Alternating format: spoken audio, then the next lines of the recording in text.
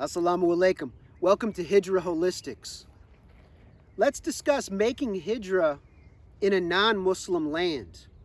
Now I know that I have seen online that there are many Muslims that say you cannot make Hijrah within a non-Muslim land or to a non-Muslim land. And this is very interesting because correct me if I'm wrong, but wasn't the first Hijrah community 1400 years ago a community of Muslims sent from Mecca over to Abyssinia, to Ethiopia by our Nebi, peace be upon him. So to a Christian land where they would be protected and where they could practice their deen freely. So this was not to a Muslim land. So then also the second Hijrah community was to Medina. And so this was where the Prophet, he sent a number of his followers there, and peace be upon him, and then he sends his followers there, and then he follows a little bit later. Now, of course, he is going to be the leader of this community, but was it a purely Muslim community? Was it a Muslim land? Was any place in all of Arabia a Muslim land? Think about this. Was Medina Muslim? Okay, just because, so if the Prophet is there, is it Muslim? If by that logic, that means Mecca was a Muslim city already. Was it? Think about this. So Medina was not a Muslim city, even when the Prophet was the leader in that context, not for some time. It consists of, it was largely, there were a huge number of Jews there. There were Christians there. There were Hanifs there. There were pagans there. All types of people were present in this location as well as Muslims. So this was a diverse community initially.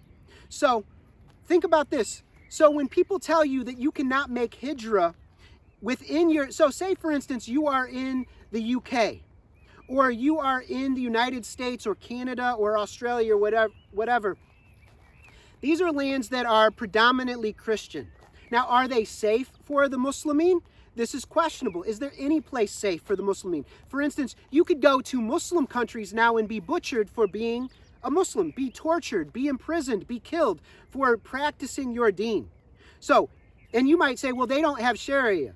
And yet we've got a number of countries that have had Sharia over these past 40 years where people have been tortured, murdered, and killed for being Muslim and practicing their deen.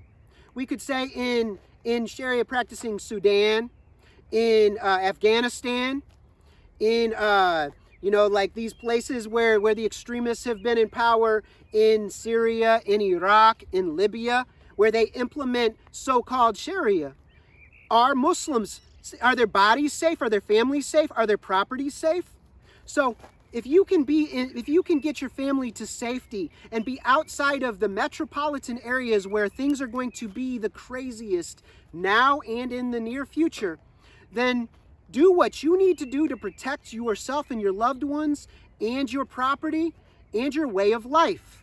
So, I know of people who have gone and they've made Hijrah to Pakistan and they are not safe, and they are dealing with all kinds of stresses and dramas, to Turkey, to all kinds of places where they deal with dramas. This is common all around the world, whether there is a Muslim majority or not.